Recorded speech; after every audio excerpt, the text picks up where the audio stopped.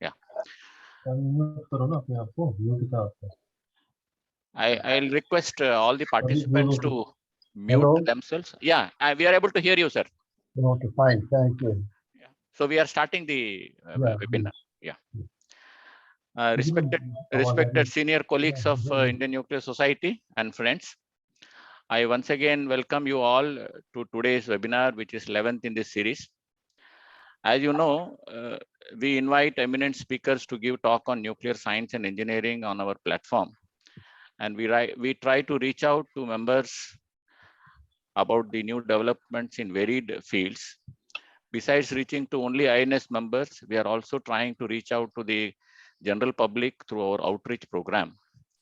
So today we have a distinguished speaker, Professor Yash Srikanth from NIAS, Bangalore, and he will be talking on the role of nuclear power in India's green energy transition, challenges and way forward.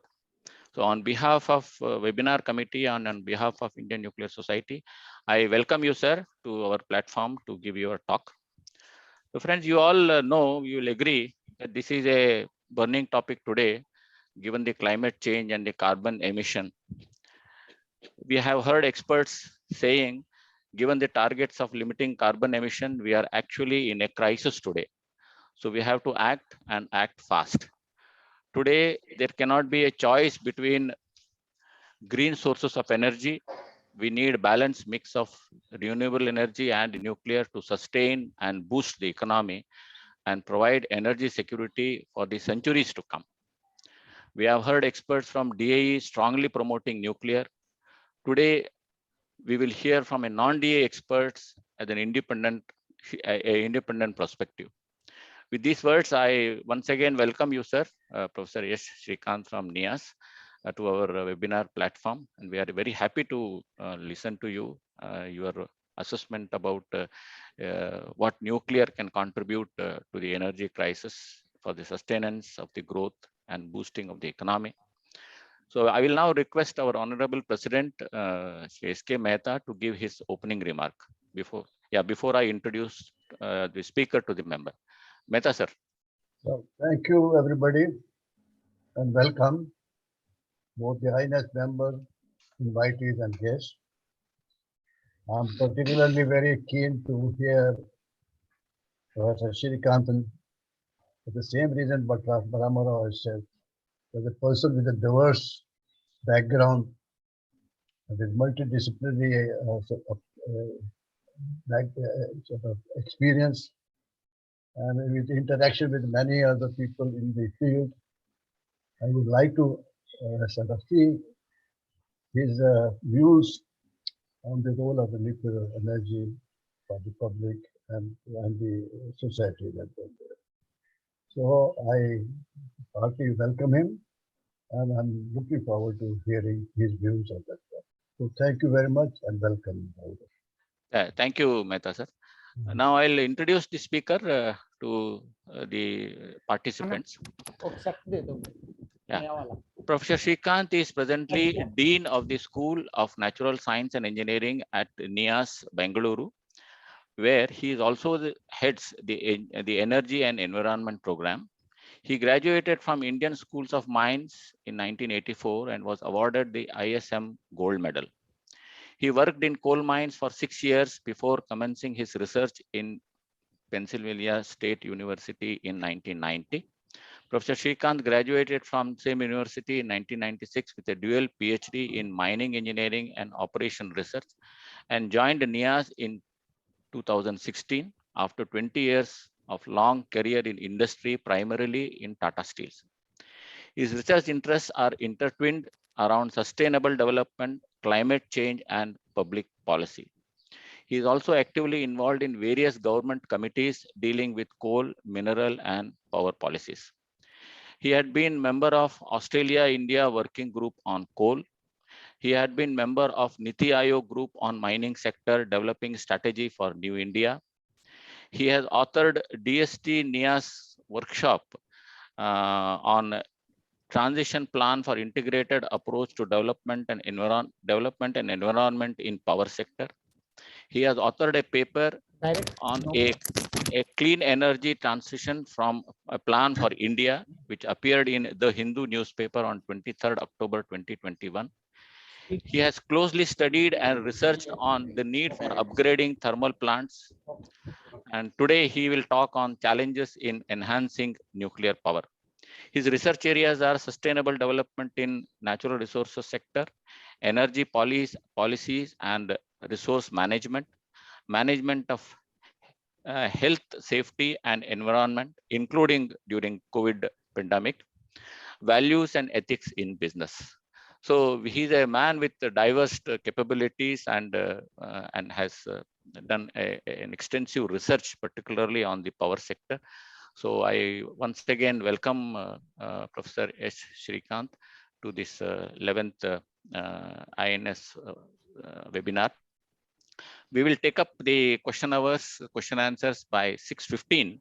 So I will now invite Professor S. Srikanth to deliver his talk. Professor Srikanth, please.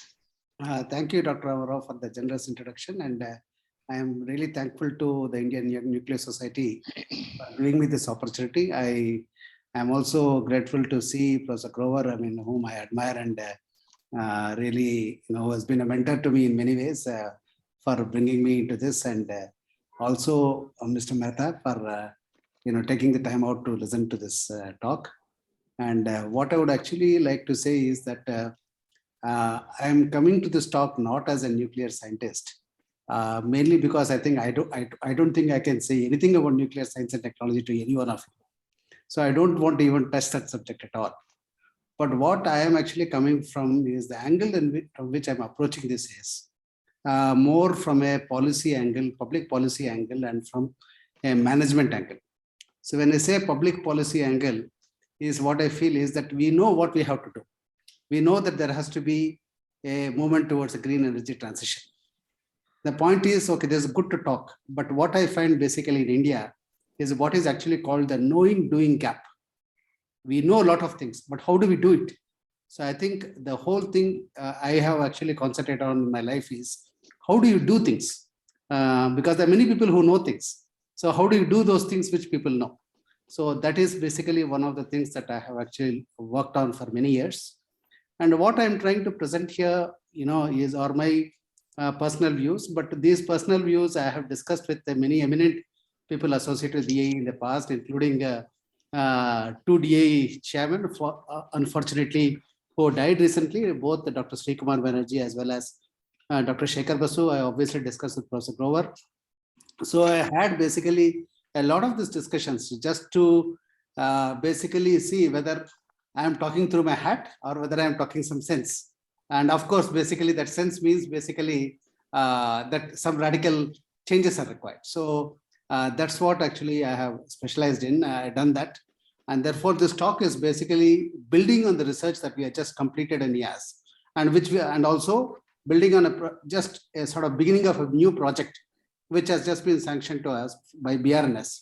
But what I hope to do in this talk is to basically give a new perspective to people of the broader electricity sector rather than nuclear energy. And then afterwards, I will go into nuclear energy because I don't think I have to advocate why nuclear energy is required. Everyone here is here because they all believe that nuclear energy is required. So I don't have to preach to the converter. So the question is, how do we make it happen? I think those are the things that I'm actually trying to focus on in this talk. So can I share my slide now?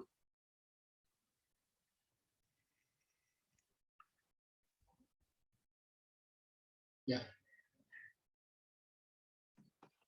You can use share screen.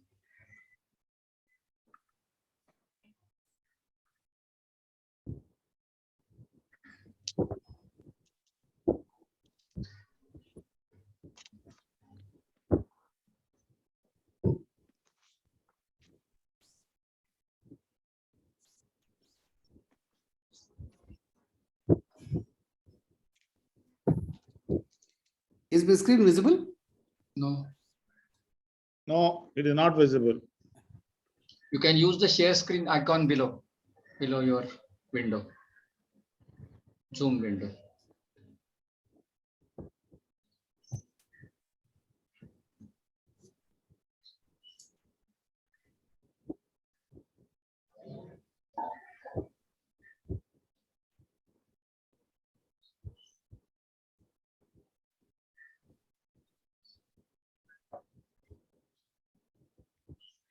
Just give me a minute, please. I have to.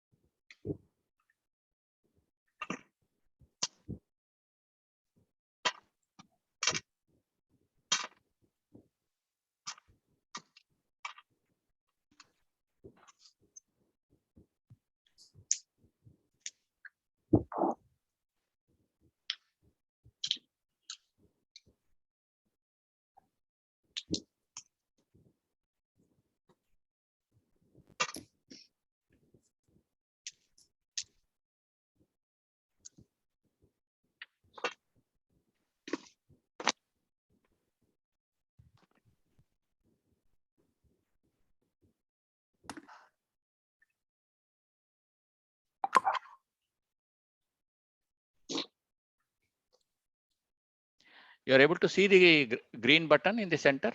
I just basically, I think I have to make some changes in my MacBook, which I have done now. Yeah.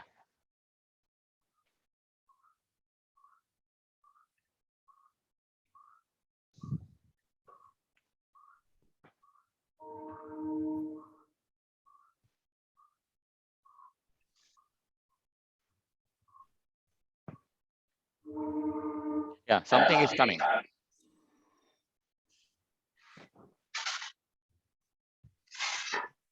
Share that particular window. Yeah.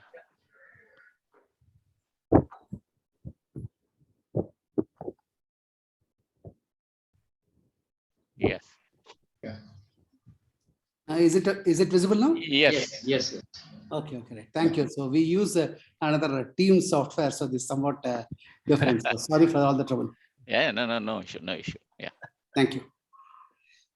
So what I was starting with is basically we have to look at nuclear not as a nuclear alone. I think we need to look at it as part of an overall electricity mix. So what I'm actually showing here is basically the projections for India's electricity growth demand. See, on one hand, we always believe that basically that we have to, become what China is today and all that. I think the time for that is past. I mean, the reason I'm saying that, is basically because the entire Europe has actually outsourced its manufacturing to Japan, to China. And therefore, basically the amount of, if you look at their electricity consumption for manufacturing, it's a humongous amount. So we really cannot get to that per capita consumption of China. So what we have to look at is what are our own projections. So what I'm trying to do, show here are basically projections made by government. One is what is called the 19th Electric Power Survey, which was published in 2017. And the 20th Electric Power Survey has just started. The other one basically in 2019 was actually a survey based upon econometric method. It was actually done by KPMG and published as a CEA report 19th EPS volume 4. And this has got actually 3 scenarios. One is a business as usual scenario, assuming a compounded CAGR of 7.3% in our GDP. The other one is a pessimistic scenario, and obviously the other extreme is the optimistic scenario. What I'm showing here basically in the black one is basically the projections developed by the KPMG group, and then which have been endorsed by CEA in 2019. The red one is basically what is the conventional 19th Electric Power Survey, which is done by CEA based upon actually the inputs from the states. So therefore, if you look at it in the long term, basically all these projections are actually matching. So we know basically where we are today and where we have to go. We are just crossed 200 gigawatt in terms of peak demand. We may actually double it in another I think 15 years. So that is where basically the growth is actually growing. Then if you look at the electricity consumption, energy consumption, unfortunately that is growing at a much smaller rate. So this again is basically both this project. Actually what has happened that when this 2017 EPS was made, the energy requirements, the growth in energy requirements was assumed to be 6.88% per year. Unfortunately, those growth rates have not been met. So the electrical energy consumption has grown at less than around half the growth rate that was assumed. As a result, that you can see even before COVID, pre-COVID, that our growth rates, our electricity consumption have lagged behind the projections that are there. So therefore, that is one fact that we have to live with. And though we have recovered from COVID, effectively, we have lost almost 2 years of growth. That means 2019-20 and 2021. So at the end of 21-22, we'll be back where we were at, I think, 2019-20 in terms of electricity consumption. So that is where we are actually going to end up with, approximately. And incidentally, what has actually happened is, if you look at though nuclear has actually done very, very well in this financial year, coal has also done very exceptionally well. So coal, if you look at it compared to last year, April to now, last year, in April to November period, coal-based generation has increased by 16%, and compared even to the previous year, 1920, pre-COVID year, so it has also increased by about a couple of percent. So therefore, the growth is there. So what has actually happened is, obviously, gas-based generation is actually dropped to an abysmal low because gas prices are now unaffordable, for India, because most of it is imported.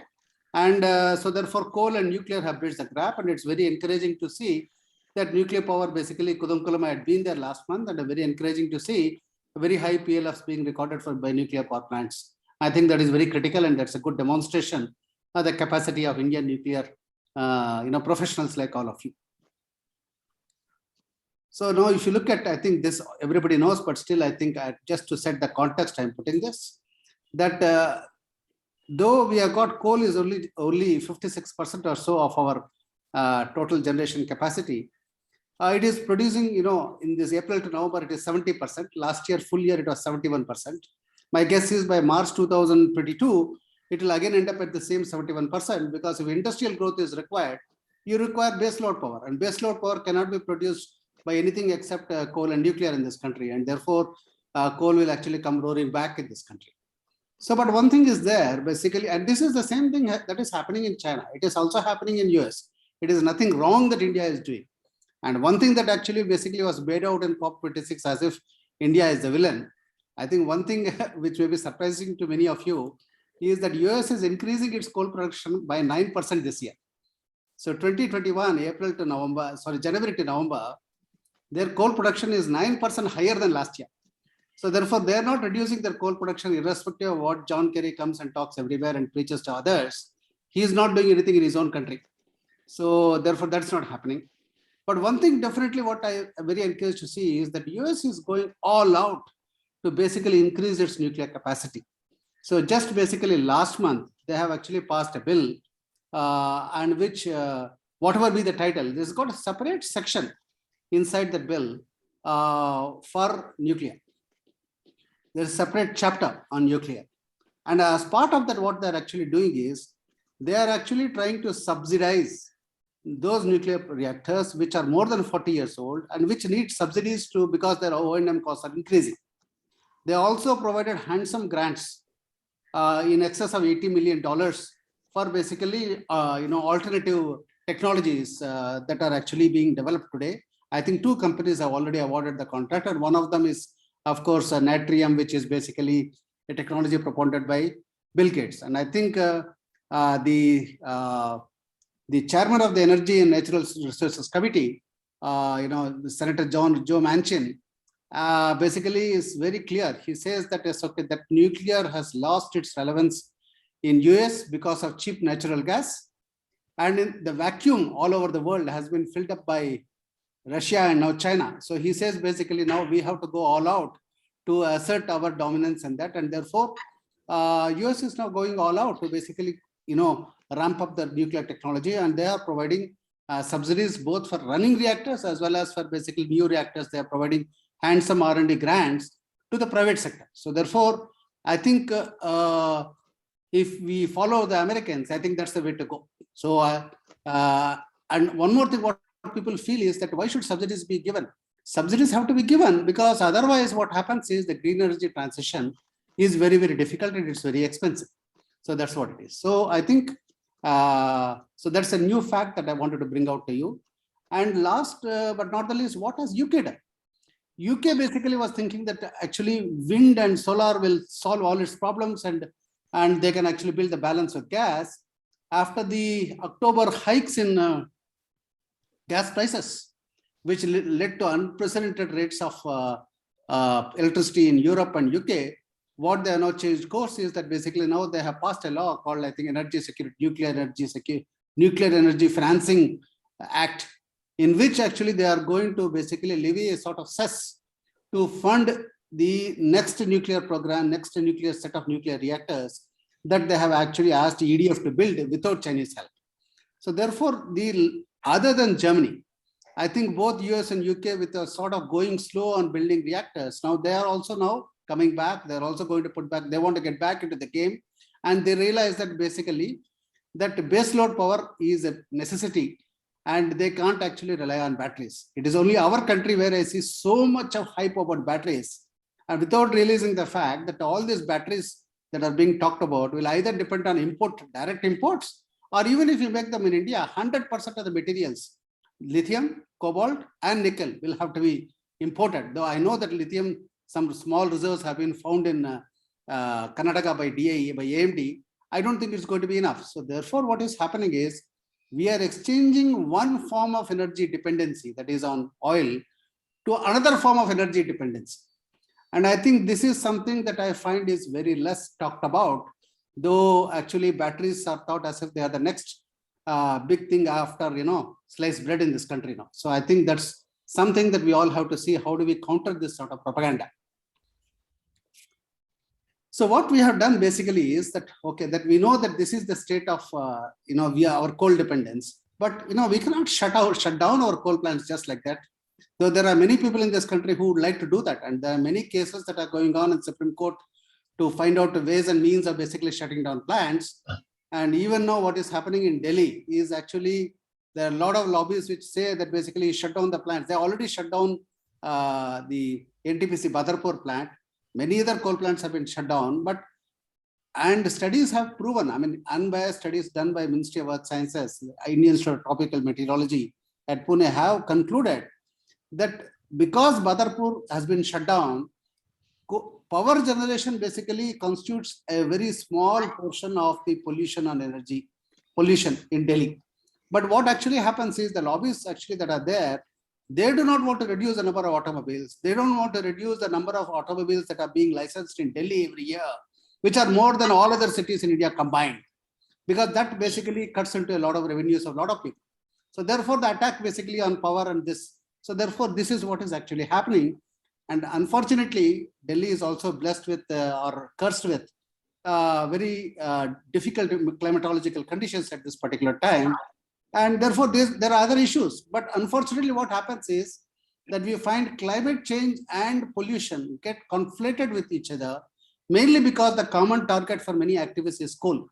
So therefore, what is actually happening is that they are directly attacking actually nuclear, our energy security, in the garb of something, green and etc., etc. So NIAS has been one of the institutions which has actually given me the freedom to basically work, to work on research projects against this. And that is what actually I have been doing with my team of people, both youngsters, young researchers, as well as my colleague like Dr. Rudhadeep. And we got our senior colleague, Professor Krishnan, who is coming from the power sector. We done a 3-year project that actually was introduced, that how do we take an integrated approach to develop an environment? Because we just cannot say, I think it was Mahatma Gandhi who said, or Indira Gandhi who said that poverty is the greatest polluter. So therefore, if we do not increase basically the per capita electricity consumption of our people, we are condemning them to a life of poverty. And we can't do that by imported energy, by imported LNG, or by imported batteries. So we have to do it, or imported solar panels. So we have to find basically, to quote the popular term, Atmanirbhar ways of doing it. So when we started with this analysis, so we took the pre-COVID year, the 2018, deliberately, because basically we didn't want the 2019-20, the data got slightly vitiated from around February 20 onwards. So what we have done the analysis, our analysis is all based upon 2019 data, not because we couldn't do the 2021, but because of the COVID, to avoid the COVID impact. So as of basically 31st March 2019, India had 611 units. It's about 600 now, not much different. So coal-based power generation is around 200, capacity is around 200 gigawatt. But basically what is there is that there is a huge variation in age. And what we find is that more than 200 units are more than 25 years old. Unlike nuclear power plants, coal-based power plants basically have to go in for extensive renovation and modernization after they complete 25 years. The reason basically is because actually our coal contains high ash. So therefore the abrasion, etc. in our tubes are very, very high. And therefore actually they need to basically go for a big shutdown. And many times this R&M, renovation and modernization cost as much as 50% of the capital cost of a boiler of same size. May I request the participants to mute themselves, please? Thank you. Yeah, Professor. Thank you, Doctor. Further, what is happening is that most of the power purchase agreements are for 25 years. And therefore, what we have actually suggested is that there is a huge overcapacity in India today, that we have a generation capacity of 390 gigawatt. Our peak demand is only 200 gigawatt. And this I'm talking only utilities. And of course, this does not include about 50 gigawatt of captive power generation, which is connected to the grid. So what we believe basically, this is the right time for India to go for a more environment friendly mix and a climate friendly mix by shutting down, actually retiring, to put it politely, the plants which have obsolete technology, which actually cannot meet the new environmental norms, and without huge capital investments that will have to be charged to the tariffs, and which are more than 25 years old, and therefore basically their PPAs are expired. So Dadri is an example. For example, the older units of Dadri now have to be retired because the Delhi government, the Delhi discoms have refused to take power from Dadri, not only because of environment, but mostly because of commercial reasons, because the price is too high. So what we have done is, rather than promoting this, so as I said, how do we do it? So what we have done basically is we have done a very detailed analysis, which I'll just summarize in a couple of slides now.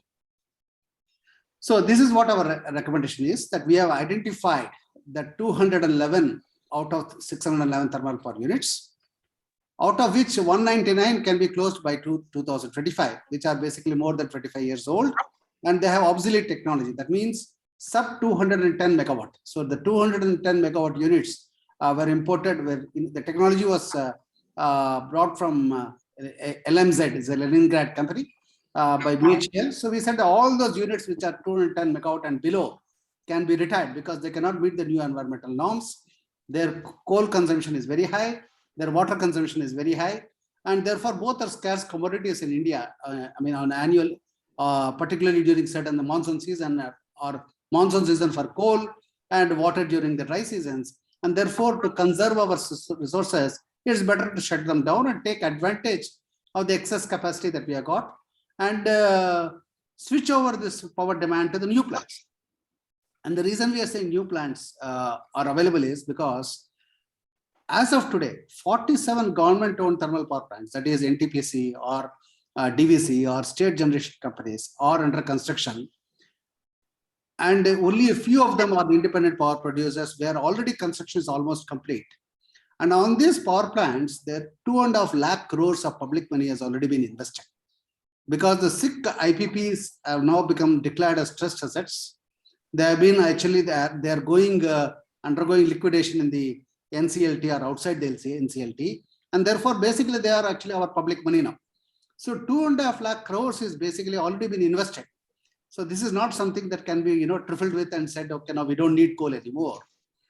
But unfortunately, what is happening is, as long as basically the old plants continue to operate, these new plants basically will not get enough load. And this is a problem that we are actually seeing in Karnataka also, that where we got a brand new plants with supercritical technology that are utilized to the extent of 20% only, that is NTPC Kudgi, Raichur Power Corporation, Yarmaras, etc. And the older, 30-year-old Raichur power plant is basically flogged only because it has got low fixed cost.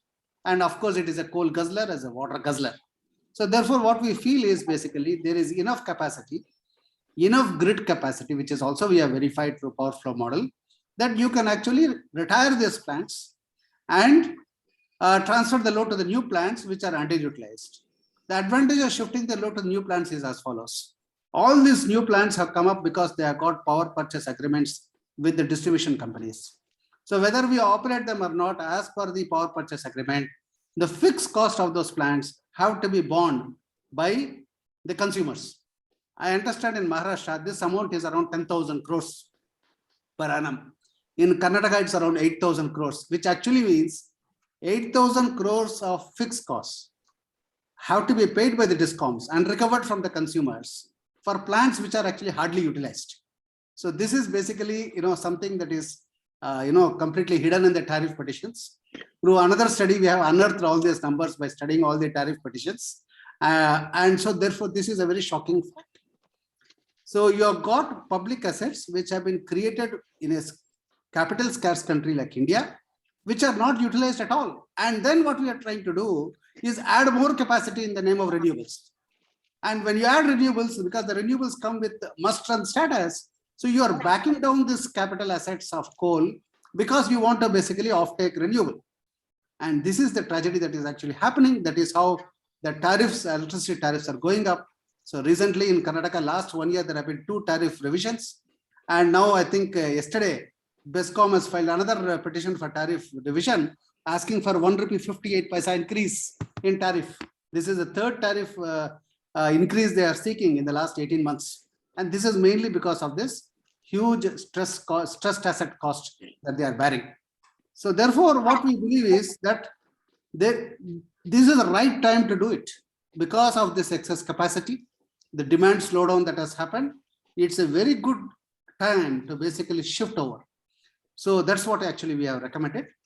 And so what we have done, therefore, what we believe is, and we also quantified through a detailed study, unit wise, we have studied basically what are their water consumption, their emissions in terms of PM, in terms of sulfur dioxide, in terms of everything. So we have studied their plant load factor, their availability factors, their specific coal consumptions, etc. After doing all this exercise, and basically we have come to the conclusion, which with all evidence, that by switching over, by retiring these older plants and switching. Hello. Can you kindly mute yourself, please? Hello, can you please mute yourself? The proceeding is getting disturbed. Thank you. Yeah, Professor. Yes. So we have come to the conclusion, which I presented in a detailed research report, that you can actually utilize this opportunity to incentivize the state governments, because most of these retiring plants are state government plants, to shut down the older plants, shift the load. And basically, yes, the only issue that will happen is basically the manpower issue. And I think that's a very small issue which can be taken care of in a very humanitarian way. And this will actually create a green energy transition for India. So what in terms of numbers, how does it look like? So what we are saying, as we are saying basically, is that by 2025, 199 units can be retired. And this is all without endangering our availability of power, even during peak demand. It doesn't take into account any unit of electricity from solar, because at the time of evening peak demand, solar contributes nothing. So therefore, we don't take into account the captive units at all. And we are not taking into account basically any of the IPPs in 2025 or 27, because we know that it's going to take a long time to revive the IPPs that are stressed. So there are 199 plants, out of which 121 are by state, 65 are central, and only 13 are IPPs. 27 and 30 are very small. So therefore, what we believe is that actually there is a great opportunity for the country. So the great opportunity for the country is to go for a sort of, I think, a seamless transition to reduce our emissions of both CO2. We have quantified the amount of CO2 that can actually be saved. And that is precisely around 57 million tons by actually, even if we increase coal-based generation from roughly 1,000 terawatt hours today to 1,200 terawatt hour, the total CO2 generation can actually come down by around 57 million tons per annum, mainly because that the newer plants actually are more efficient in terms of coal consumption, and they also actually consume 12% less water. So you consume less coal, you consume less water. So automatically what happens is that your emissions are less and your environmental friendliness increases. But there is another side benefit of this. The other side benefit of this is that gradually you may have some stations where all the units are actually going to be retired between now and 2030. Now, if all the units are retired, that entire site of the power station is actually available. So this is one thing that can actually be done, and these dates can be predicted. All the studies that are required to basically see if these sites meet the AERB criteria can all be done, all the studies can be done. And based upon basically a decision by DAE, the government can actually, and these are areas where a lot of land is available, lot of water is available, because the thermal power plants consume more water than nuclear power plants per megawatt to megawatt. So you can actually do a wonderful thing by basically demolish, by DAE taking over these sites. And actually by 2030, keep ready some of these sites for putting up nuclear power plants in future. And the reason I'm saying this is because site availability is one of the big constraints that nuclear power faces, not only in India, but all over the world. But these areas, the advantage what it gives is it gives a boundary wall. I think I've worked in greenfield projects in my life, and I think many of you also know that erecting a boundary wall is one of the biggest projects in any greenfield project in India. So you have a boundary wall, you've got the grid connectivity, you've got the full water supply system, and you've got basically a township where people can be housed. So you've got basically office buildings that can be used for project construction. So you've got so many assets which have been built up with public money, and it would be a pity to basically knock them down and not do anything with it. So what we feel is that this opportunity can also not be just foregone, and opportunity should be seized by DAE. And so this is what we are actually assessed. So what is also happening is there are not a lot of new plants that are actually coming up. So these are basically a list of the new plants, and in these new plants, we are not taking into account any private sector plant. Because one thing is very clear now, taking into account the stressed position of the distribution companies in our country, no fool will put money in the power sector in India today, because they all lost their shit. You look at any generator who has put money in private power plants now, they are all basically shut down their plants. Look at Tata Power Mundra. They are willing to sell their entire asset equity to Gujarat government for 1 rupee. So there's a brand new plant, 5 to 800 megawatt. So there are plants which are idle, there is no offtake, and therefore, and the PPAs are not being honored. So no private sector is going to invest in this power plant. So therefore, we are not taking into account any IPP that has actually even started construction. We are taking into account only government GenCos. So therefore, this is basically the situation that is happening. The older plants can be shut down, and all these newer plants which are under construction largely by NTPC can all be actually given more load rather than underutilizing them because of sheer inertia. And of course, basically new power plants of nuclear by NPCIL are also coming up. So this is what we are taking into account. That we'll have the Kalpakkam FPR. We hope that it will be fully on on board on the grid next year. 3 and 4, Kudankulam 3, 4, 5, 6, Kakrapa 3, 4, Vatbata, and Gorakhpur. So this is what we hope will be completed before 2030. And of course, some of these units will be actually commissioned as early as next year. Like, for example, not commissioned. When I say commission, what I'm saying is that it has to be on commercial operation. Because unless the power plant is in commercial operation, you don't earn the full tariff. And that is basically a lesson that I think we all have to learn, that how do you start earning the full tariff quickly, because otherwise you are getting only infirm power for which basically the tariff that is actually is very, very low. So we need to go to commercial operation. So this transition plan I already actually mentioned that there will be a 5% reduction in specific coal consumption. There is a 12% decrease in both cases, 5% reduction in coal, 12% reduction in water, and actually a significant reduction in specific CO2 emissions, because the specific coal consumption comes down with more efficient combustion in the new plants. So as I told you, basically, we have verified through power flow studies that this new mix, basically, even after we shut down this 200 plus older units, because the new nuclear power plants and the new thermal power plants are coming, we have identified at various intervals, 2024, 25, 26, 27, and 29, 30, that the peak demand, actually the base load part of peak demand, that is in the evening, we have taken this 6 p.m. demand, and 80% of that we assume should come from coal and nuclear. We have found that it is possible to meet this comfortably. So therefore, this is a report that we have completed. It's a 3-year study, and we have submitted to NITI Aayog. We already had presentations with NITI Aayog, and they have already accepted. And they're trying to basically frame a policy to incentivize the state governments to basically do this retirement planning. So that is what is actually happening. So what is the end result of this? So coal will come down, what we anticipate, though actual coal-based generation is going up by more than 20%. The emissions, the share of coal in the total capacity will come down. So we feel the total, not only capacity, the share of coal in generation will come down from 74% 18-19, 71% last year. We are anticipating it will come down to 57%. And then you add another 3% of gas, that becomes 60% fossil fuel.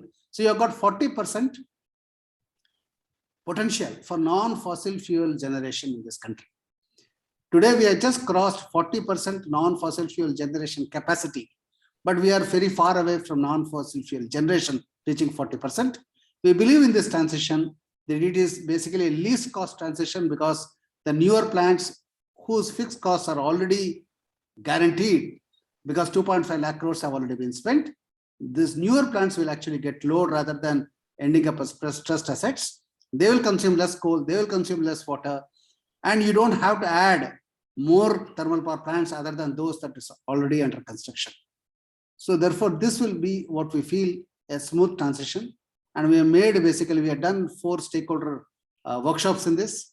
We had basically discussions with the regulators also.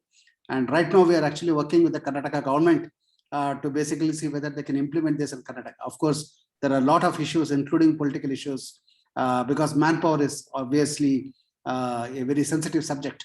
But this is something that I think the country needs to do if you want to basically go for a clean energy mix. So as I told that you have got 40% room for non-fossil fuel capacity. Today we know that nuclear generation is around 3%. So the room is there for 40%.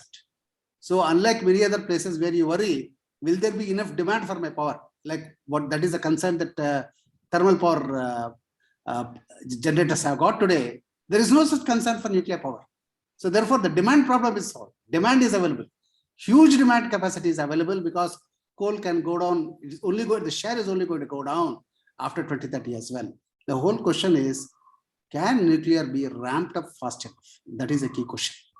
So next part of my presentation is more about what I feel is, I'm just giving a small summary of the current status, but I want to have more discussion on the later part where I'm giving out some ideas for discussion today. So this is what I said, the question, how can nuclear power bridge the gap caused by the retirement of TPPs? Because the whole question is, nobody is going to wait. If the power demand of the country is there, there will be, the country cannot basically say, no, nuclear power is going to come, so I will not put up new power plants of either coal or any other source. So therefore, basically the whole question is, how do you speed up? I think this is the critical question today. So let's look at just a small, I mean, all of you know this. So of course, basically in the past, we were actually affected by fuel shortage. We had a lot of problems with public perception, and also because of project delays. And therefore, what has actually happened, despite having an excellent safety record, including radiation safety and almost zero accidents. So I think nuclear power has very much lagged behind. I think all of you know that. So now, of course, the fuel shortage has been resolved, and the government has sanctioned this huge increase in capacity and ongoing around 8,700 megawatt of capacity under construction. And basically, because of the fleet mode, basically the expectation, the government has announced that we'll reach a capacity of 22,480 megawatt by 2031-32. Now, but however, what I feel, these timelines are all fine, but these timelines depend on two things, minimum. One is timely cash flows, because cash is the blood of any project. If the contractors don't get cash in time, they are not going to mobilize manpower, or if they have mobilized manpower, they are not going to pay their people, and therefore slowly that people will leave. So the whole question is that it depends upon timely cash flows, whether it be through government or whether it be through internal cash flows, internal generation. So whole question is timely cash flows. And also what is required is that particularly the fleet mode, the 10 700 megawatt reactors also depend on government support, not only financial. And I'll come to the next slides. How do you require actually, because some of these projects actually the statutory clearances are stuck up. I've been spending a couple of days only to verify the state of forest and environment clearance for each one of this brownfield and greenfield projects. And I find that, I mean, to my dismay, that some of them are stuck, even though they are actually brownfield expansion.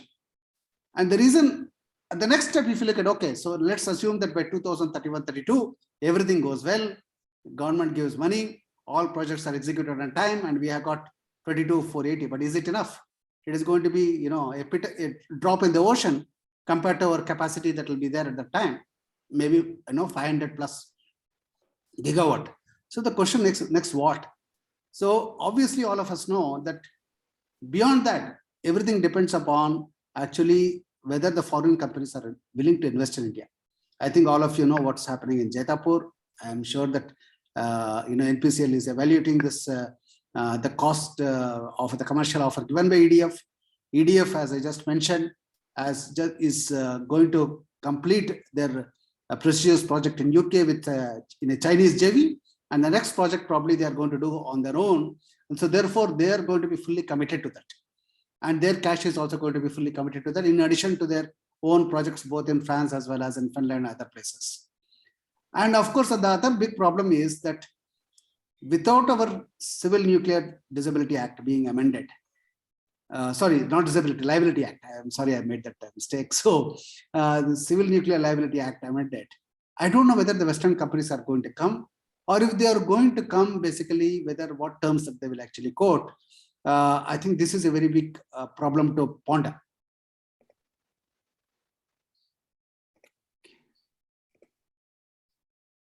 So I was just looking at the status of these projects that are actually the fleet mode, because the projects which are under construction are already there. So I was looking at these projects which actually work has to start now to make sure that the announced timeline of 2031-32 to be met. What happened, unfortunately, for example, Kaiga 5 and 6, though the EC has been granted, a forest clearance is already available, it is under litigation in NGT for the last nearly 2 years now. And I think this is something that needs to be experienced. Hearings are being held, but no decision is happening. And this is only with respect to the power evacuation corridor. So it is not with respect to the plant. The EC basically that was just for expansion, because the 235 gigawatt reactors, 235 megawatt reactors, which are proposed earlier, 2 of them are being replaced by the 700 megawatt. And therefore you require to increase the power evacuation capacity. That is being stuck up with litigation in NGT, and the EC has been challenged into the, so therefore I think this is going on for 2 years. This is something that has to be expedited. In Rajasthan, I find that basically even today, the forest clearance is actually pending. So in Haryana, Gorakhpur, we have already started the construction of 1 and 2, but the forest clearance for the water channel, which is I think a meager 31 hectares of forest land, that actually is in the last stage. It has now been recommended by the state government a couple of months back to MOE, but that is still pending and that has to be done. So one thing is there that obviously if these projects have to go through on time, there is a need to actually expedite the pending ECs and FCs with MOE cooperation, and this is a must. In all these cases, public hearings are already over. This is just basically some bureaucratic delays or some activists trying to basically use litigation to basically stall a project where already public support is there. And this is something that actually, I think the DAE should actually take up with MOEF. So next, so we talked about the site, we talked about the clearances. Now we come to, I think the most important thing, money. So I think these numbers are known to most of you, or all of you. So obviously nuclear power requires a lot of capital. So these are all the updated capital figures I just kept here for the sake of completeness. So I don't want to dwell too much into that. So, but what is the issue here? The issue basically is that the government is not actually giving enough money. That is, I'm not, the only thing that I could dig out is that there is a recent parliament question on this subject, that FY 21-22, the budget proposed by DAE was 17,796 crores, out of which only 11,403 crores was approved, leaving a shortfall of 6,393 crores. This is the reply given by the Honorable Minister for Atomic Energy in Parliament. And therefore, this is the right state of affairs today. So the whole question basically is, of course, the minister has gone on to say that because the projects are also not progressing as fast due to COVID, so therefore this has not affected the project construction too much. So I don't know the truth about that. But what I'm saying is obviously there is a shortfall of money because the government obviously during this year and has a lot of other things to do, particularly with respect to COVID, with respect to employment support, food guarantee schemes and all that. And I really hope that basically this shortfall doesn't happen in the future years, because if the shortfall continues, there is no way that the projects, even the under construction projects, will be commissioned by 29-30, because if you slow down the projects, costs are also going to go up. And what is also going to happen is that there's a huge capex that we are incurring in Kudankulam 3, 4, 5, 6. The total is around 90,000 crores. And this is basically, though there is supplier credit given to NPCIL, but this debt has to be serviced, over a long period of time, but it has to be serviced. So the whole thing, what I actually feel is there is a chance, and I hope this my estimation is, my prediction is proved wrong, that the government may not be able to provide enough funds to complete the 10 fleet mode reactors by 2031-32, in addition to funding all the under construction reactors. I feel this is a real risk that is there, and I'll be happy to prove wrong if that really doesn't happen. So now the question basically is, what are the alternate sources of money? So one thing what I'm saying is, okay, now what we see is that many of the public sector companies are getting listed. So the question I'm asking is, this is a question for the government to decide, obviously. So, but just something I'm proposing, is it time for NPCIL also to get listed? And even basically not a JV or anything, just a listing to get more public money directly. And that is one part. The second part basically is that we have a coal cess that is being levied from 2011 onwards. From 2017 onwards, July 17, 2017 onwards, this coal cess, which is 400 rupees per ton, is and that is now on coal that is produced or imported. That is amounting to, obviously, today we are using in India roughly more than 900 million tons of coal, around close to 1 billion tons. So that is something like 36,000 to 40,000 crores of coal cess that is actually going to the GST compensation fund. And obviously that is very much required, because that is how the center is actually providing money to the states as part of the GST Compensation Act. So that is what is happening. So this will be required maybe for one more year. Hopefully by 2022, our states will also recover their GST flows will also be high. And therefore the need for basically the central support through the GST compensation cess will also come down. And that money of 40,000 crores is available. And the compensation guarantee to the states was only for 5 years. There's a move to increase it by, excuse me. Yeah.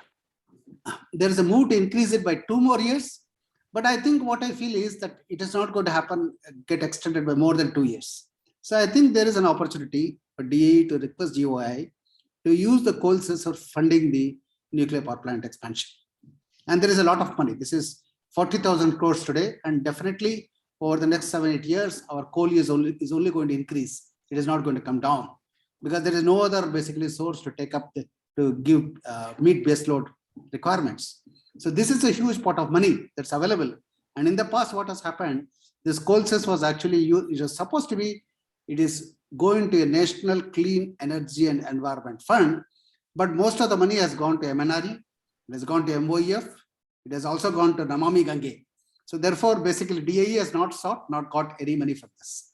And if you want to go for a clean energy fund, I think this is something that is available, already being recovered on coal. And I think if DAE is able to press the government to give at least 50% of this money from the GST compensation cess to this, once that is over, that is, it is still called the coal cess.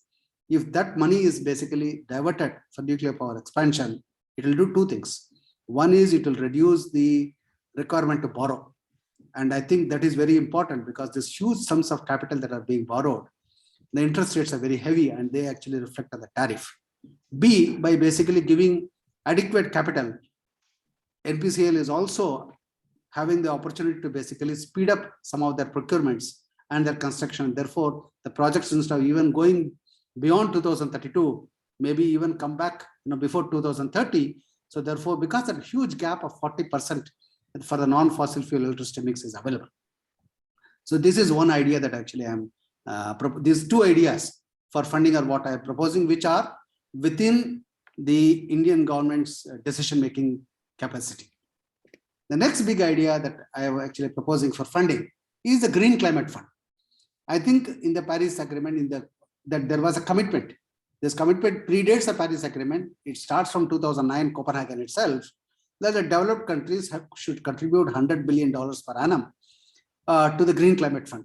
Unfortunately, as everybody knows, they have not done that, primarily because President Trump actually pulled the US out of the Paris Agreement, and therefore the contributions from US came down to zero, and other people also followed the lead and did not contribute as much as they should have. Now this, I think our Honorable Prime Minister has also raised this very, very strongly, and fortunately what has happened following his lead, many other developing countries have made actually the failure of the Annex 1 countries, that is the developed countries, to provide the enough funds to the Green Climate Fund. They made it a very big issue in COP26. And our Prime Minister has put a number also of $1 trillion that is required for India to basically increase its non-fossil fuel generation capacity to 500 gigawatt by 2030. So what has happened is, I was looking at it, does the GCF support nuclear? So far it has been supporting solar. Tata Power, for example, basically has got some money to put up rooftop solar in some places. So I went basically into the documents of the GCF. And what basically I find is, it's very clear. It says that the GCF is basically mandated to support developing countries, raise their NDC ambitions for low emissions climate resilient pathways. Obviously, nuclear fits this definition. Next, GCF will finance projects and programs that demonstrate maximum potential for a paradigm shift towards low carbon, climate resistant, sustainable development. Definitely nuclear meets these requirements. Then GCF will support mitigation activities that contribute to the urgency of action to hold the increase in global average rise in temperature to well below 2 degrees and pursue efforts to limit it to 1.5. This is all the language of the Paris Agreement, because this actually was created after the Paris Agreement. So nuclear power basically meets all these requirements. In addition, unlike solar and wind, nuclear power plants obviously create large direct and indirect employment. I was very surprised to see in that Kodunkulam that what I was told is, for every direct employee of NPCIL working in 1 and 2, there are 2 contract employees. So basically, you are supporting 1 directly, 2 indirectly. So therefore, that is the amount of employment potential that is there in the nuclear power program, which unfortunately is not well known. I think that is one problem that people don't compare. That what is the employment? There is a lot of propaganda about green jobs. I don't know basically what sort of jobs will be created for people to operate solar plants after they are actually set up. I think that needs some detailed examination. So therefore, I suggest that the Government of India must apply to GCF to fund NPPs. This recommendation I had given earlier. Before COP26, it didn't happen. I hope that basically, at least now, this pressure is actually put by DIE, because now Prime Minister has actually put this demand that we need $1 trillion for this transition to 500 gigawatt of non-fossil fuel energy. And I think this can be done. So next part, what I say is basically, now I know NPCIL has formed a JV with Indian Oil, has formed a JV with NTPC. I don't think these JVs are basically doing anything. They're inactive as per the annual report of NPCIL. The question that I ask now is, should NPCIL form a JV with actually nuclear power producers like KEPCO or EDF, rather than basically just use them to set up the plant and go away? So this is one question I have. The reason I'm asking this question is not because I doubt the NPCIL's capability, but what I find is, if you're looking at 6780 megawatt today of installed capacity that NPCIL is operating, and you want to triple it to 22,000 megawatt, that is a huge increase in requirement of trained manpower, which is not so easily available in India. And that is one of the biggest challenges that NPCIL will have to face, in addition, of course, to money and the site and other things. But this is a challenge which I'm sure that they are very much aware of, and they are trying to meet. But this is a challenge for any company, government or private. So what do we do after that? So that's why what I feel is that we are, due to the Civil Nuclear Liability Act, I don't know how much what terms France is going to set up, EDF is going to set up, even if they want to do, whether the tariffs will be competitive or not. So the question what I'm looking at is that the data basically indicates that South Korea has actually got the lowest per megawatt capital costs. And they just completed their huge project in UAE, which is actually, I think, the last reactor is going to be commissioned probably next year. So they've demonstrated that capability to put up light water reactors outside their own country. So is this something that actually we can think of, rather than waiting for US or somebody else to basically bend our arms on the Civil Nuclear Liability Act? Should we actually look at this possibility? This is another question that I'm throwing. Okay. So next, what I'm looking at is that we have done this work on the transition plan. We have convinced Niti Aayog that basically this is the right thing to do for India. Many people, even in government GenCos, when we talk to them, we present this to them, they all agree privately that this is the right thing to do. So the whole question is that what can we do with those sites? And as I mentioned previously, that can we look at these brownfield sites? We have got a full list, and we are actually building this list up to 2040 of plants that can be retired because they don't meet the environmental norms, because new plants, new technologies available with coal. So therefore, once those complete stations, that is 5 or 6 units are retired, when the complete station is available, is it something that can be looked at for nuclear? So that this is something I'm very happy to say, thanks to Professor Grover, we are actually just started working on this project with BRC. I'm very happy to say that we also have a AERB representative to basically guide us in this. So I think this is an opportunity to prepare new sites for future nuclear power plants. So I already said that. Now, one more thing that basically that is happening is on tariffs. Today, NPCIL tariff is very, very competitive with thermal. I think the average tariff is around 3 rupees 40 paisa. But tomorrow's tariff is not going to be 3 rupees 40 paisa. And I think the challenge will be faced first in Kakrapar, and it will be faced progressively in every reactor, that is every unit that is being commissioned, because obviously the capital cost of these reactors are much higher.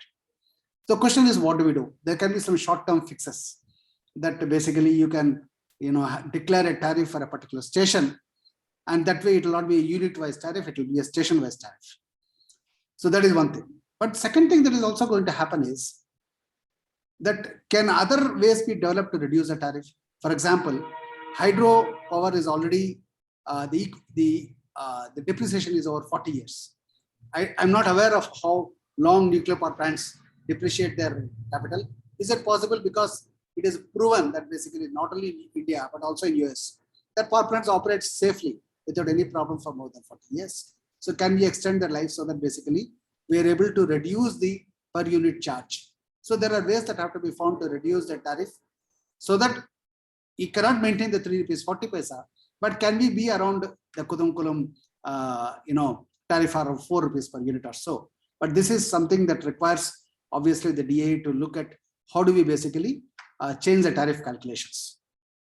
The second thing is, like if Tamil Nadu, for example, gets the Kudamkulam full complete commissioning is over, you're going to have 6,000 megawatt at one site. And that site, where is it? It is in Tirunelveli. That is also basically a wind site. In fact, NPCIL itself has got 8 megawatt of wind turbines installed there. It's surrounded all over completely by wind turbines. So what happens during monsoon is that Tamil Nadu gets huge amount of wind power. And then I find that basically I was shocked to find that someday in one of the Southern Region Power Committee meetings, that NPCIL should actually reduce their generation from Kudunkulam because they want to offtake more of wind. Now, this is ridiculous because so much of capital has been spent. And if you don't actually operate those plants to the full capacity, your tariffs are going to go up and it is actually a waste of public money. But this demands will go up further when in particular states, the share of nuclear energy becomes very high. Tamil Nadu is one example. There may be other examples as days go by. So one thing that should be done is that nuclear power should be available not only to the beneficiary states, should actually be part of the national grid. And this is something that should be distributed to all states of the country. And what is something that is prevalent? We have got a national grid, and the national grid is being expanding rapidly. And all this expansion, basically, the costs are going to be recovered only from consumers and not charged to the renewable. And this ISTS charge, interstate transmission charges, have been exempted for 25 years for all solar and wind energy plants that will be commissioned in another 2 years. So the question that I have is that being a green power, why is it the nuclear power cannot actually get the same benefit? Why is it that NPCIL has to invest on its own for all this grid connectivity, whereas the solar and wind are completely exempted? The grid connection is provided to them at the doorstep of inside the solar park. Why can't basically the same benefit of connectivity, grid connectivity, without capital expenditure or without ISTS charges, why the parity cannot be provided to nuclear? This is something that DA should take up, because the advantage of that is it reduces the tariff for nuclear. Of course, the overall tariffs go up, but at least nuclear will be on par with solar and wind. And therefore, the states will actually, now we have got a solar power obligation, we have got a renewable power obligation, we also have a hydropower obligation. There is no nuclear power obligation, obviously, because the capacity is very less. But in days to come, that may actually become a need, so that we are actually, we'll be able to reduce our emissions all around, not only in certain southern states which have got rich renewable energy capacity, but should be done in all states. Next, so these are some ideas to basically reduce the tariffs, landed cost of nuclear power at each state. The next one, what is happening is public perception. And I think all of you know it. What I find basically, one of the things is that transparency. And I'm aware from a lot of discussions, some documents that I perused, that all our nuclear power plants are operating far below the standards recommended by ERB or ICRB. All our nuclear power plants are actually doing far better than the stipulations given by the MOEFCC. The question is, who knows it? The people around the site know that because they see the impact. But the question what I have is that what we have in our country also, we got actually a certain section of the intelligentsia who sit in air-conditioned drawing rooms in Delhi and mostly in Delhi, who will actually campaign against nuclear. And what I feel is one thing needs to be done is that we need, I think, a lot of other things that we do, I think we also need to, I think the nuclear sector, and I consider myself also a small part of, because I am also doing research on that. How do we convince the intelligentsia that all their fears are wrong and misplaced? And I think only way to do it is by more transparency. And we should not do it only when we are challenged in court or only when Kudunkulam project is stuck or something. Why not do it in a regular manner? And what is it I'm suggesting here? There are periodic compliance reports that are provided by NPCIL to all the state pollution control boards, to MOEFCC at 6 monthly intervals. Now, as what is happening is the NTPC, for example, puts up all this, and all good private companies put up all their compliance reports on their website as part of their environmental stewardship. And NPCIL is doing a wonderful job of NPCIL of environmental stewardship in all their plants. So why not demonstrate that? Why not basically just put up those reports on the DA can do that? It's not that NPCIL has to do. The DA is also receiving reports from AERB independently, from BIRC. So the question is, if we are able to do, at least put up only, we don't have to do any special communication. If DA is able to put up these compliance reports, at routine, regular intervals, 6 monthly or annual, as the case may be, on their website. What I feel is basically this increased transparency will support NPCIL, will support basically all the people who want to invest in nuclear to convince others who are willing to be convinced, of course. And definitely the judiciary, definitely the Green Tribunal, that this is good for the environment, good for the climate, and therefore frivolous agitations and frivolous litigation should not be encouraged. So this is one idea that I have. The second thing, basically, if you look at the CSR activities, I was very impressed to see the amount of work done in Kodamkulam. I'm sure that basically similar work is going on. I see on the NPCIL website the amount of outreach activities that all NPCIL is doing in each one of the plants. It's remarkable. So the only question what I'm looking at is that can this be broadened to include more people? And I think if you are able to put up an environmental survey laboratory in a future nuclear power site, even before any construction starts, the question that I have is, can we not start the CSR activities also at the same time? And that actually helps to win the trust of the people. And more importantly, I think will hopefully prevent vested interests from that, gaining attention of the local population and the opportunity to misguide them. So can the environment survey laboratories and the CSR work, can this go together? So that basically we are able to avoid delays in future projects.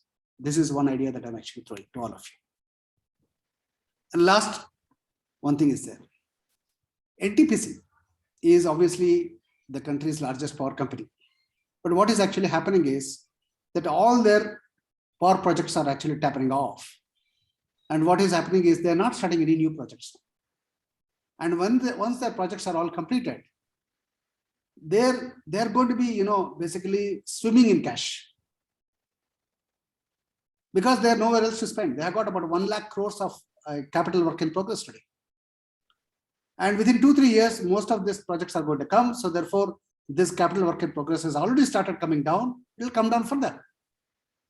Then these new projects, because they already have PPAs. And the advantage that NTPC has is, if a state government doesn't pay the money, or this state government distribution company doesn't pay them on time, they have recourse to Reserve Bank, and Reserve Bank will basically deduct the money from the state government's budget and give it to NTPC. That's a unique facility that they enjoy. Payments, there cannot be a better sovereign guarantee than that. So they have a huge amount of capital. They're going to become more cash rich.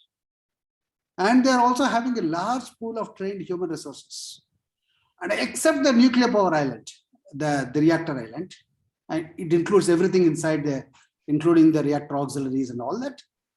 The rest of the plant of a nuclear power plant is similar to a thermal power plant. I know there is a JV, but we all know that the JV is dysfunction. Is it now time to basically look at NTPC, the government directing NTPC, that they actually should look for entering nuclear power on their own? And definitely they don't have any experience in nuclear power. So one thing can be done basically, that the entire reactor island should be designed, constructed and operated by NPCIL.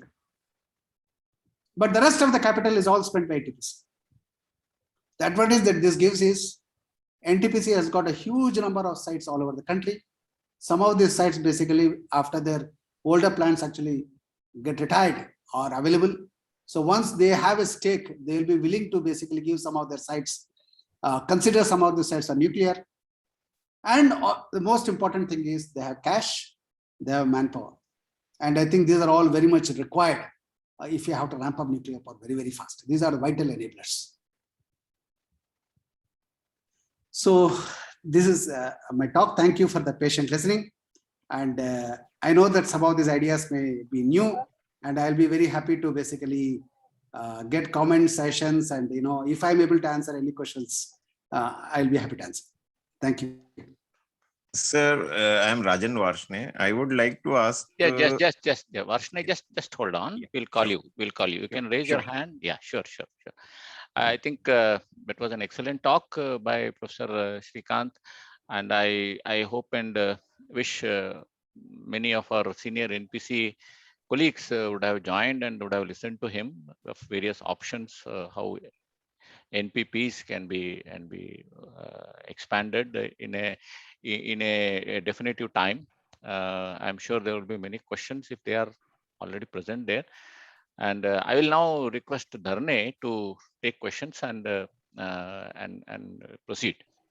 Mr. Dharne, please. Yeah, thank you. Thank you, Professor Srikanth, for a lovely lecture. And in fact, it borne our decision, because we had a decision in the webinar committee as well as in the INS that, okay, what are the advantages of getting a person outside of DAE talking on nuclear and then transition? And it has really worked out fantastically. The ideas which you have given are great. In fact, the knowing and doing, most of the things people know, but you have given a complete plan for how to move over and how to expand the nuclear power operation, how to move over from the coal-based economy or coal-based power economy to the green economy. So that was a fantastic thing. And just, it was not a sort of theoretical lecture. You had a very proper ideas given to us regarding how to collect the cash, how to manage the cash flows, how to manage the funds, what are the various ways of getting the funds, like going public or getting the coal sales, and so many ideas which are quite practical, and they have come out of all your research. So they are have backed up by your hard work, by the facts and the feasible thing. It is not only a sort of what you can say sixer into the air, but it is backed up by the lot of work and lot of the studies and research which you have carried out.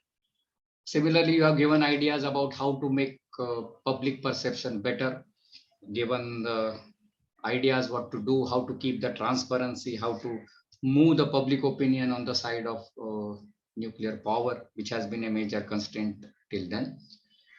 You have also suggested various methods on tariff reforms. What are the ways in which you can do, which are the policies which you can do. So basically, I really admire that rather than just giving an overview or giving some sort of what you can say an utopian suggestions, you have given absolutely down to the earth executable suggestions. And the again, as I say, that it gives us a credit, or it gives us our decision of calling Professor Srikanth here was absolutely a wonderful decision. And we had a very nice lecture from him. So thank you so much, sir, for such a great lecture. Now I think we can go to the question answer sessions. Yes, Mr. Vashne, you are going to ask some question. Please proceed. Yeah, sir, I wanted to understand the thermal power plants which will be retiring, how this atomic thing can be put there, because those are very densely populated areas. When the initial thermal plant is put, say, at the 0 year, it is like remote. But after 25, 30, 40 years, when it is decommissioned, the area is very heavily populated, densely populated. So wouldn't it be a difficult situation to get clearances for installing nuclear power plant, a nuclear reactor there? Or is there any feasible means? I would like to know that. Thank you. Okay. Professor Srikanth. Thank you for a very good question. This is precisely the study that we are actually going to do. And as I told you, BRNS, I think, because of Professor Grover's initiative, has actually given a very small project to us. We have already done some work, and we have already identified the areas. Some of the plants, there are a lot more to go, a lot more work to do. We already identified some of the plants where basically the population density is not so less. They are quite far off. They're very close to huge water sinks, and therefore basically they will meet, and they have so much of land that you can have 1 kilometer exclusion zone within the boundary of the plant. So therefore, such areas are available, both coastal areas and more particularly even inland areas. So they are available, but you're right, it may not be there everywhere, but they are in a few places. And the whole thing is, how do you find those few places? And that's the exercise that we have to do. And obviously they have to meet all other AERB criteria. Now, one thing basically what I would like to propose is basically, why do we have to think only conventionally? Why don't we go beyond convention and basically look at SMRs? This is something that is going to be the future. The president of France has declared basically that the future is in SMRs. The SMRs have been developed by Rolls-Royce, have been developed by NewScale. NewScale, I understand, is going to put up something in Romania. Already there is a move to put up a SMR in, I think it is Wyoming, which is basically in a plant owned by Warren Buffett's company. So therefore, a lot of things are actually happening. So we need, I mean, these options are available because in a densely populated country like India, getting sites for nuclear is going to be a challenge. So can we look at our design? Can we look at our criteria and then try to adapt? Because if nuclear power has to grow, we cannot throw out the population. So, but we have to find places where we can do. And that is why what I feel is, if you build up this record of transparency by putting up if DAE puts up all the compliance reports regularly on the website of DAE. So the advantage, what happens is that it becomes easier to convince the regulators, to convince the people at large, and I think more importantly, the media, that nuclear power is a benign, environment-friendly, people-friendly source of electricity. So I think you have to take whatever I given you is more like a package. If you drop one thing and do the other, it may or may not succeed. So it has to look at it, how do you build up that public perception as well, and the faith that judiciary will have, because everything in India is going to go all the way, up to the Supreme Court. We have seen that in the case of Kudankulam. So the whole question is that how do we build that public perception, that if you have got a 1 kilometer exclusion zone, beyond that, people don't have to fear. And I think there are reactors all over the world which are operating closer to populations. So we have those examples. Why not bring those examples? Why not release our own data? So that's the way that we build a public confidence in doing this. Thank you, sir. Thank you. Professor There was one. Here. Can I support the speaker? Yeah, please. Yeah, that exclusion zone 1.6 kilometer diameter is sure from the thermal plants. Another round of 5 kilometer is slightly questionable but manageable. Last one is emergency evacuation zone of 32 kilometer diameter. That is the only issue there is once in 2 years there will be an emergency evacuation exercise, and at the time of emergency they have to evacuate it. Okay, that can be managed. They can continue to stay there, but further growth will not be allowed. So I support the speaker, but more work has to be done on that, but doable. Thank you, sir. Thank you very much. Mr. Sanjay Saxena has raised a very relevant question with respect to the acceptability based on the waste, nuclear waste. Mr. Saxena, can you pose the question? Mr. Sanjay Saxena? Okay, I will read out the question. Sir, this actually the nuclear waste management is a very big concern in the public. So unless that page people are convinced about that, I think it is very difficult to expand the nuclear power. So how to do that? Professor Srikanth. That is a different topic. And I think we have already addressed it in a couple of webinars, or will be addressed separately, but it is not the cup of tea of current speaker. So we can just thank you, sir. But I just would like to say only one word. That the whole question basically is, it boils down to winning public confidence. What is happening in US? The waste is stored all inside the reactors, inside the reactor compound. Same thing is being done in India. So the whole thing is that I think there needs to be an aggressive campaign of transparency. And I think that has to be done in a proactive manner rather than waiting for a public hearing to come up. So that's the point that I'm actually suggesting, that it cannot be done by a company of NPCL standard and size also. It has to be done by the department, by the government. So I think that is what, because that will give credibility.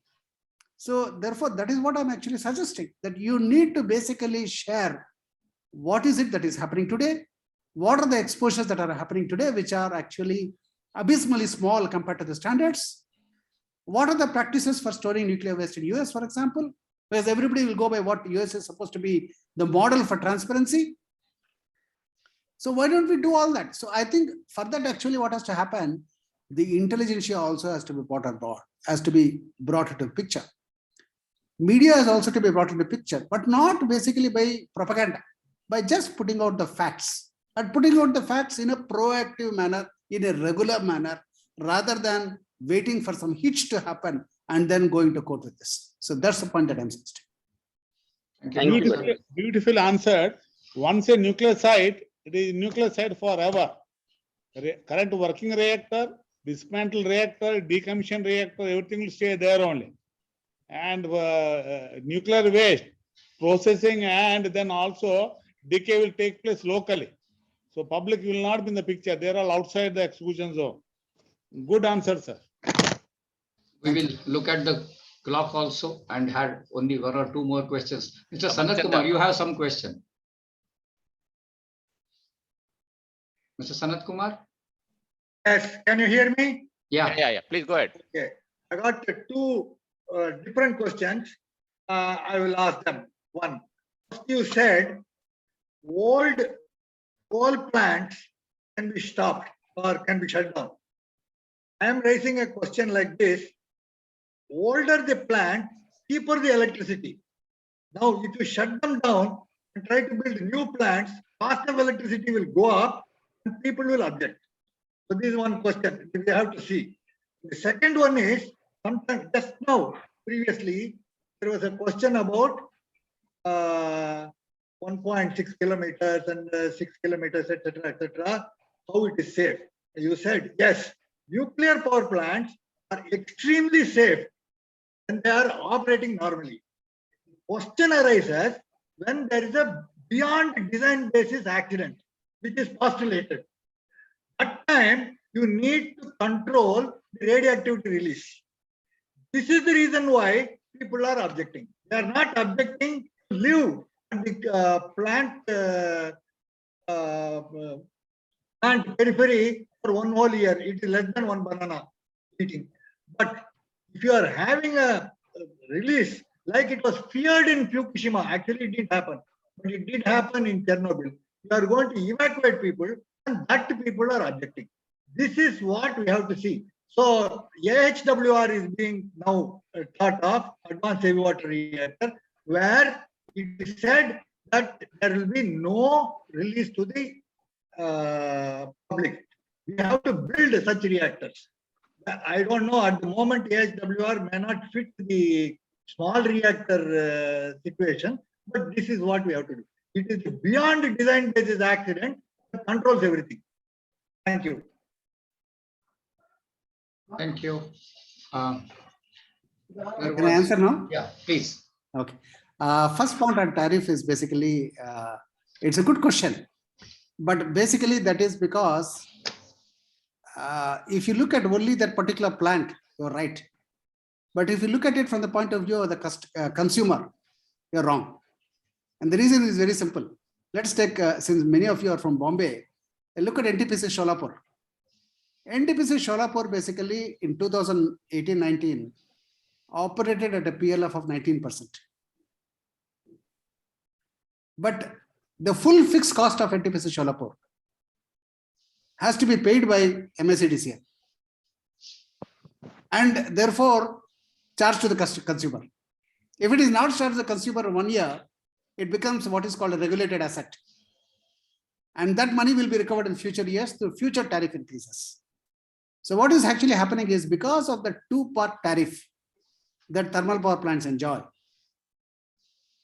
mostly in India, other than the ultra mega power plants, the two-part tariff guarantees that the fixed cost has to be of the plant has to be paid, whether the plant is operating or not. I know a plant basically in Karnataka, 2 into 800 megawatt, supercritical plant, operating at 3% PLF. 3%. Mainly because there is no load. The power plant has come on schedule, but there is no load, there is no demand. So the demand will come sometime in the future. But somebody has invested. It's a government company, VHEL and Karnataka Power Corporation that's invested. So the generator has to be paid money. Today, basically, generators actually they are owed more than 1 lakh crores from the distribution companies. Mainly because the distribution companies, they are saddled with all this fixed cost. They are not able to increase their tariffs because of political reasons. But it is basically because our planning has gone wrong. So what I'm actually suggesting, because the fixed cost of the new plants is anyway being paid by all consumers as a hidden cost, as a fixed cost in our electricity bill, we don't see it explicitly. So let's not compare plant to plant. We should compare basically what the ultimate consumer has to pay. If you do the calculation at the ultimate consumer level, the cost will actually go down because the new plant is basically going to consume lesser coal and lesser water compared to the plant that is proposed to be retired. That is, so that's the answer to the first part of the question. Second part of the question, okay, I am not a nuclear scientist, I cannot answer all that. But I still would say that basically people are feeling that actually that many places in the world, that SMRs basically have the capability to operate with lesser restrictions. In India, basically, though we have built our own SMRs for our submarines, I don't know whether, I hope that we are thinking sometime in the future to go for SMRs, which may fit this unique situation of brownfield, putting up nuclear power plants in places where the complete power station is actually retired.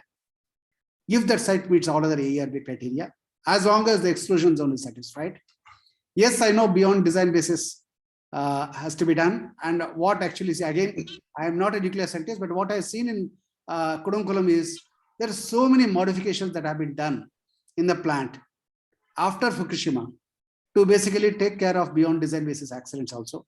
Seeing the levels of safety that have been built into Kudankulam, though it has cost us a lot of money, a lot of delay, I think that was the right thing to do. And I think there are ways and means by which NPCIL has actually demonstrated that they can actually handle beyond the design basis. So there are technological ways, there are managerial ways. I firmly believe where there is a will, there is a way. So if nuclear power is going to become a big contributor, when I say big, let us assume say 20% of electricity, which is equal to what is the nuclear share in US, something like that, compared to 3% today. We need to think of beyond out of the box. So I think some of the ideas are basically out of the box.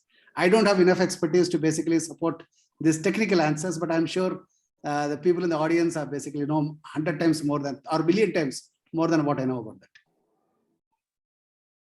Thank you, Professor. Can I ask some question? Manchanda here. Just, sir, I will take one question, then we'll come to you. Okay. Yeah, there was a question by Rishabh Aradhyam. Can you raise that question, please? Mr. Rishabh? Yes, good evening. I'm a student from IIT Jammu. I just wanted to ask that initially you had mentioned that there was a sort of reluctance from private companies to venture into investing a lot into base load power. So I wanted to ask why that would be, because generally we would see that private companies would, from my limited experience, I think that private companies would work in a more accelerated fashion and could also bring a lot of money into projects. So why is there not more effort into incentivizing private participation, and what can be done about that if that is true? Okay, I am not recommending private participation in nuclear power at all. Okay, I think it is too early for that, at least in India. But you asked a general question about why private sector is not willing to invest in thermal power. Obviously, because people have lost their shirt. Brand new power plants are being sold for 1/5 of the capital cost incurred in them. The latest case basically is a plant put up by SR Power, the 200 SR in Madhya Pradesh, which is called SR Mahan. That has been sold to Adani Power, I think, for probably 1/5 of the cost that it costs to start to put up. So therefore, the whole question is that this is the state of the sector today because of the huge supply demand mismatch. And because the new plants, other than the government plants, the private plants are not getting the load. And therefore, they are not able to pay off their debt. They all become sick. So therefore, the banks in India will not lend again to private power producers, period. So that's Thank you, Professor. Thank you very much. Mr. Manchanda, can you raise your question? Yeah. Professor Shrikant, it was a real music to hear you, a strong ambassador for nuclear power. I think Indian Nuclear Society should work more closely with you. Currently, I happen to be the vice president, so it will be a great pleasure to interact with you more often. Am I audible? yes, Yeah, sir. yeah, Thank you, yeah. thank Please you. go ahead. All right. So, you have given some suggestion of mobilizing the financial resources like coal SAS, GSF. And one more suggestion you gave is that NPCL should consider going public to mobilize the funds. So I just was wondering whether there will be a good response from the public, unless again there is some incentive put by the government in for the public to invest in those bonds or something, if you have such thing in mind. So all what I would like to add is that such a strong proponent of nuclear power, and that too coming from outside DAE. So we rather hope and pray that soon you will be a part of Niti Aayog so that really things are pushed up. Thank you very much. Very nice. Thank you for the kind words, sir. No, I just wanted to know your views about that NPCL going public to mobilize funds. So whether you think there will be a good response to such a proposal. Sir, I mean, obviously that basically is a government decision, but if the government decides, I think I am 100% sure that public will subscribe to the equity, not to the bonds. What NPCL should have is equity, because advantage of equity is basically it is there with the company for a long period of time. And therefore, nuclear power has a long gestation period. So what we require is basically more equity. And I'm 200% sure the pension funds that now, if you look at mutual funds, the amount of money that mutual funds are actually garnering. Look at basically national pension scheme. The amount of money that is actually going into the national pension scheme, and you have to buy an annuity after that. So how can you get an annuity? Nuclear power is a fantastic annuity, because once you are there, it is there for 40 years. So therefore, this is how basically large investments are actually being funded in UK and USA and in Europe. So I think there is no dearth of money. It is just basically a decision, a courageous decision, I would say, at this moment to basically go into that. And it's only going to be a public. There's not a single man who is going to own more than 0.1% of the equity.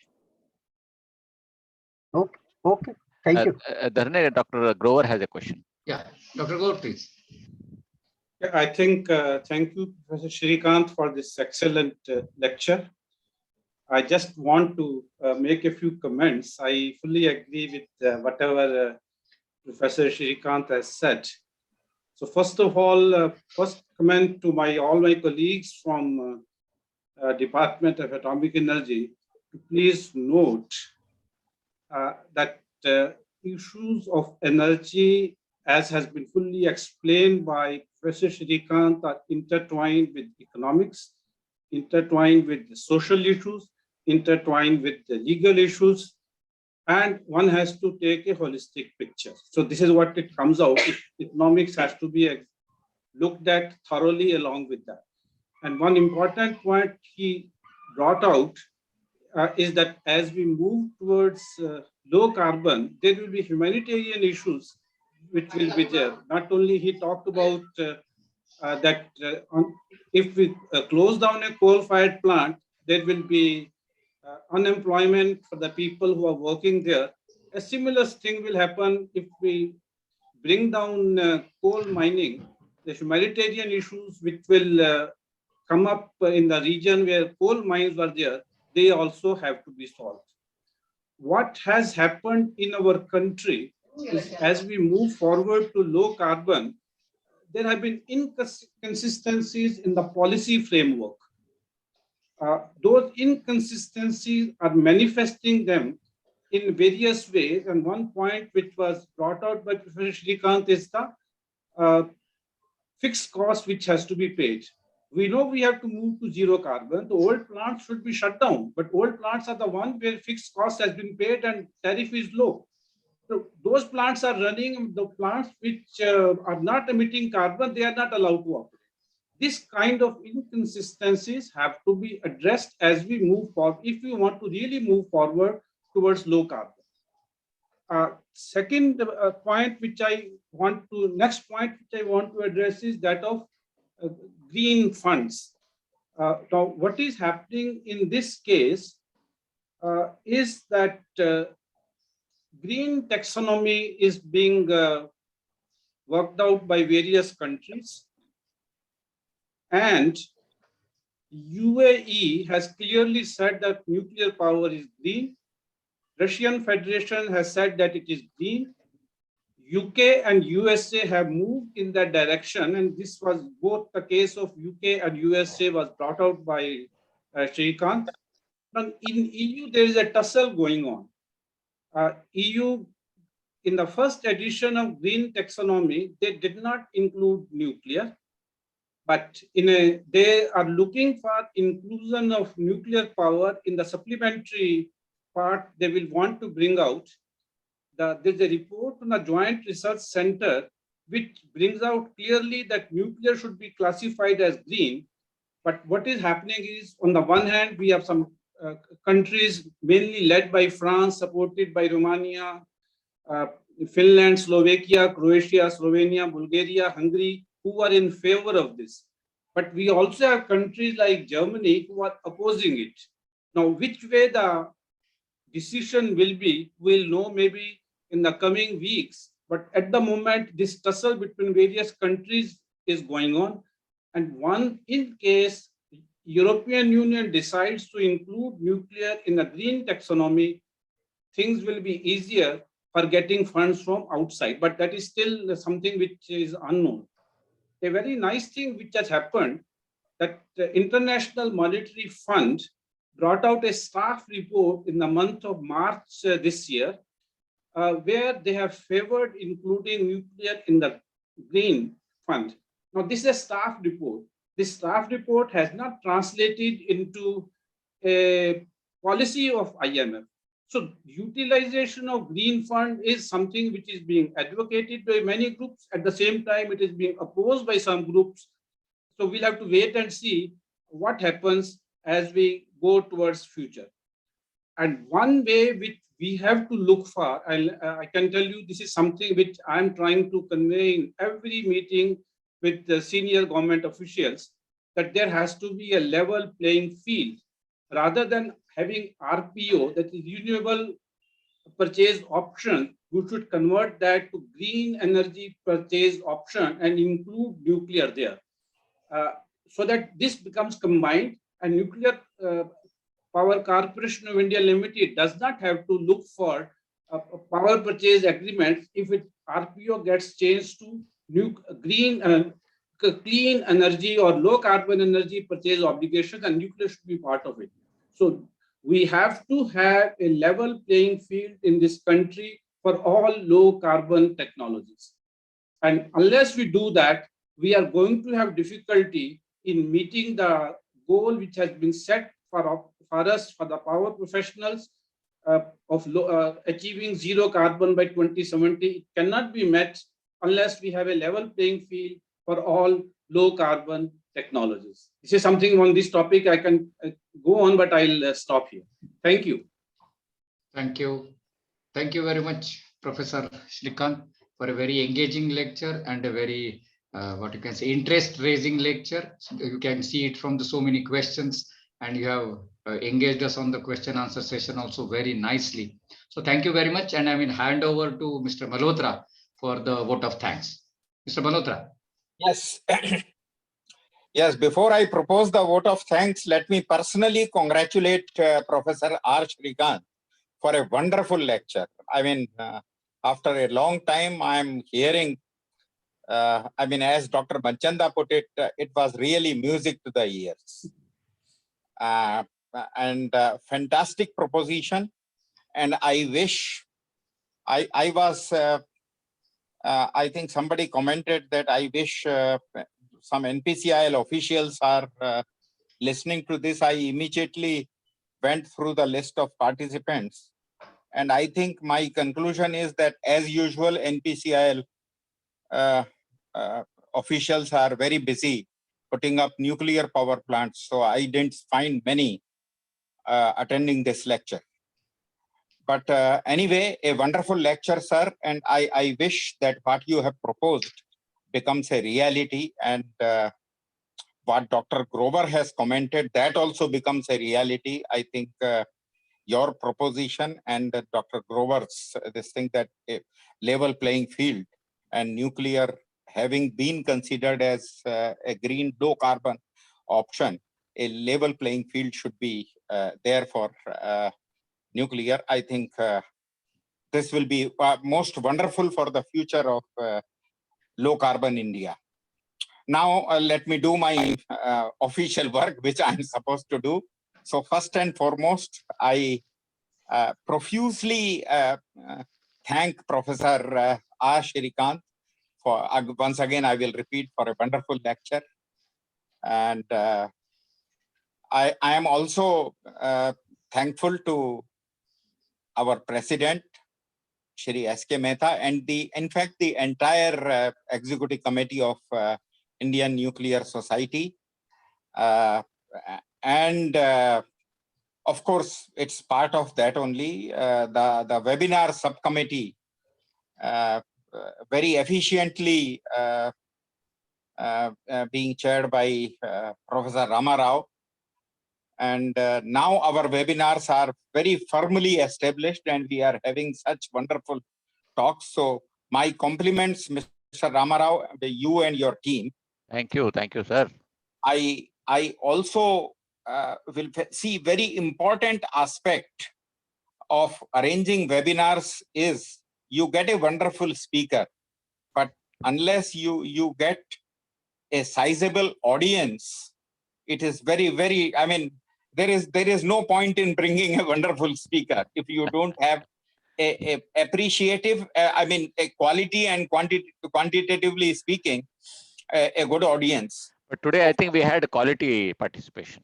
Yes. No, but quantity also, see, now people have, see, what has happened in last 2 years. There are so many webinars and particularly Saturdays are loaded with webinars. And so what I have noticed, people's attitude, and especially the recorded versions are always floating on the YouTube. So that version being there, I think people, rather than getting forced to listen live, they prefer to have the recorded version, and maybe 11 o'clock when they are sleeping at that time, maybe they I think some of the people are using the webinar recordings as the lullabies for them. So look at my difficulty in identifying the speaker on such a situation. No, but I think as long as people are hearing it, if not live, maybe the recorded version, I think our purpose is. Yes, that's correct. I think we should not really mind that in a webinar, live audience, of course it is important, but I think we should not go only by that number. We should see how many people are seeing the video which we upload on the YouTube. Yeah. Anyway, I think I deviated from my topic. So I was talking about bringing the audience. So for that, a very important work, I mean, so many of us are working on that, but particularly I'll name, one is Mr. Shimijit Rajgopal and second is our treasurer, Mittal Sahab, GD Mittal, Ghanshyam Das Mittal. And Shimijit Rajgopal is from BARC. So both of them, they are ensuring that the information about this webinars is going a long way to maximum number of people and repeated number of times. And in addition to that, in fact, I would mention once again Professor Ramarao himself and our Vice President, Dr. Manchanda. I think besides the people who are doing their job, in addition, I see that repeatedly Dr. Manchanda also puts it in various forums.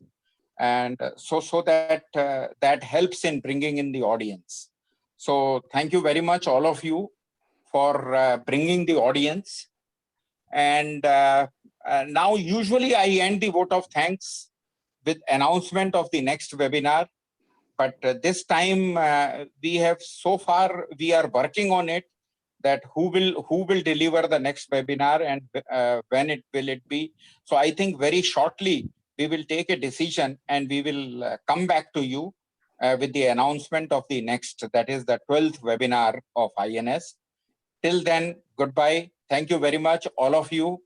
And I hand over back to the organizer, Mr. Ramarao, if he has to announce anything. Otherwise, bye-bye from my side. Thank you very much. Once again, thank you, Professor Shrikant. Yeah, Professor Shrikant, thank you very much for your time spent with us, and having put several new ideas to the people in the management and the people who want to promote nuclear in a big way. So I think some ideas are really enriching. We will carry forward it, and we'll be guided by Dr. Grover and other senior members in INS. Thank you again. Thank you. So we'll now close the webinar. Thank you very much. Grover, thank you. Thank you.